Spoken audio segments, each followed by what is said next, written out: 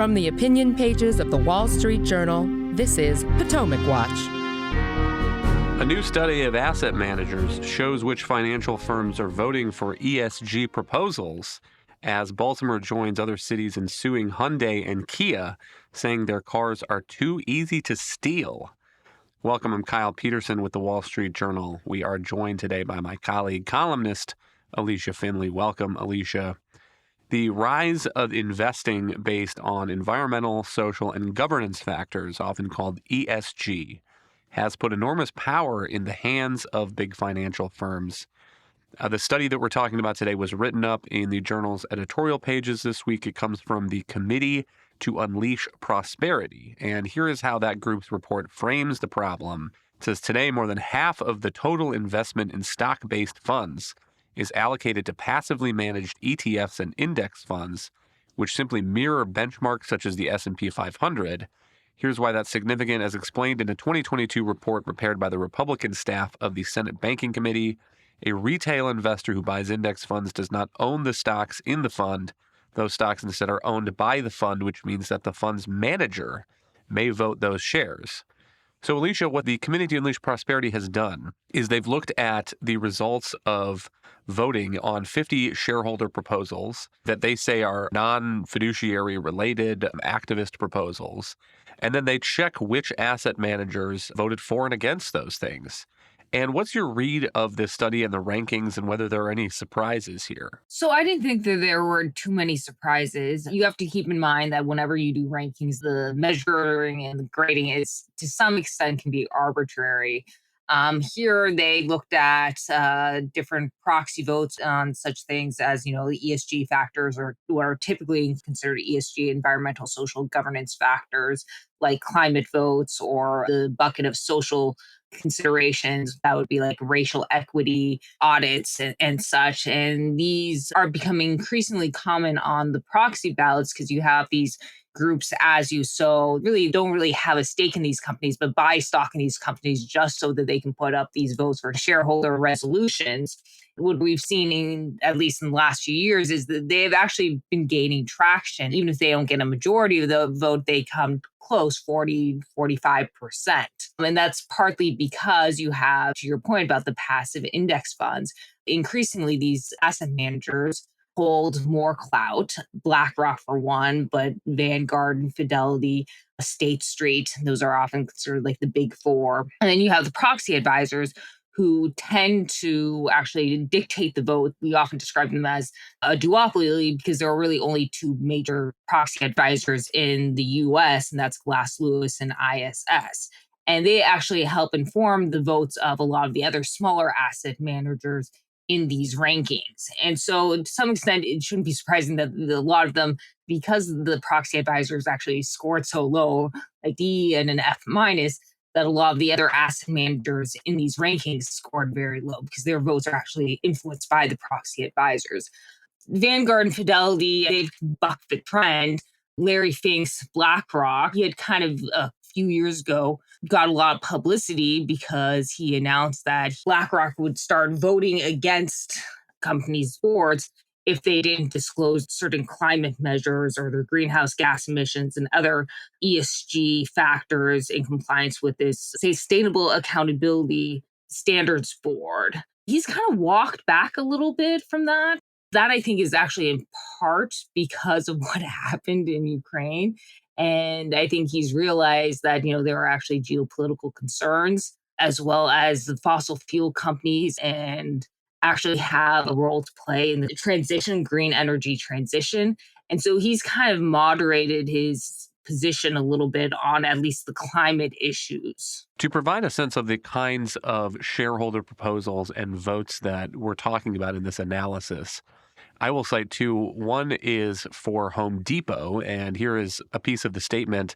Resolve that shareholders of the Home Depot urge the board of directors to oversee an independent racial equity audit analyzing Home Depot's adverse impacts on non-white stakeholders and communities of color, and adds that a report on the audit prepared at a reasonable cost and omitting confidential and proprietary information shall be publicly disclosed on Home Depot's website.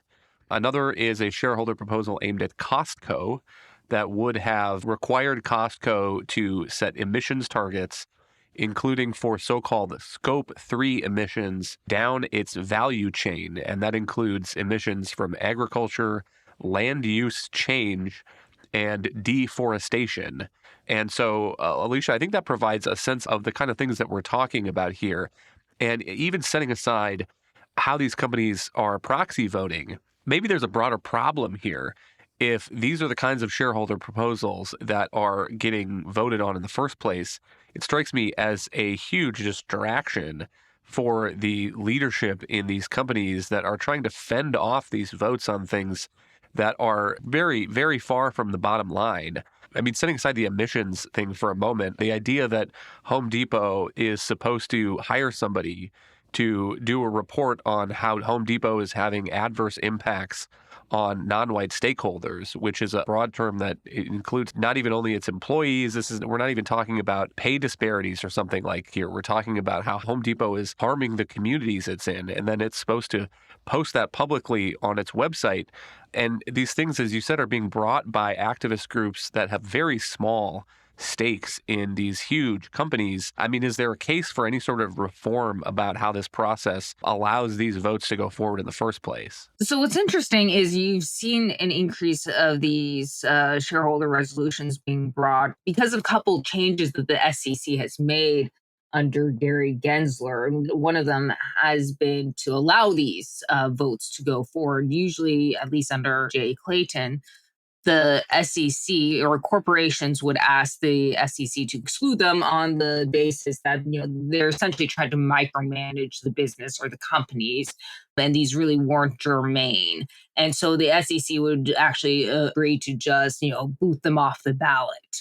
Another change has been to allow these activist shareholders with small stakes to even put them on the ballot. Before, under Jay Clayton, you actually had to have a larger stake in the company. And if you actually repeatedly brought these shareholder resolutions for votes and they repeatedly failed, it was like a 3 strikes and you're out rule. You just couldn't bring them up again. And the Gary Gensler SEC has rolled that back too.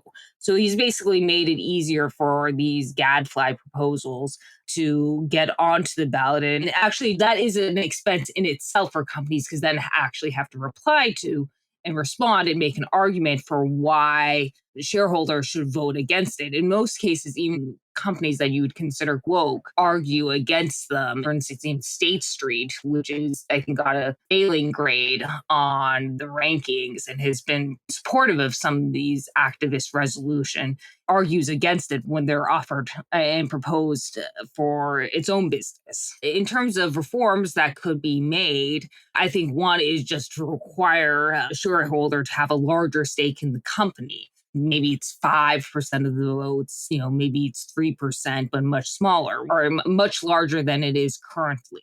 Another would bar any kind of resolutions that really concern public policy matters like climate, racial equity, because they really aren't germane to a particular business. So I think those are two things that the SEC could do or Congress could do. Again, I don't see either of those being acted on under the current SEC leadership.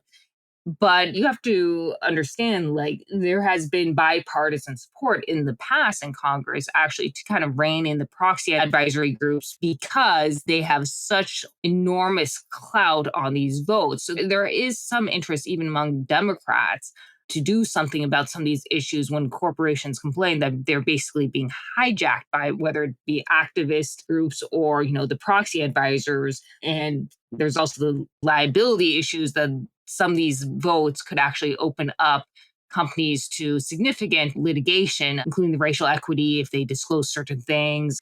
They're essentially giving the activist groups an opportunity to sue them.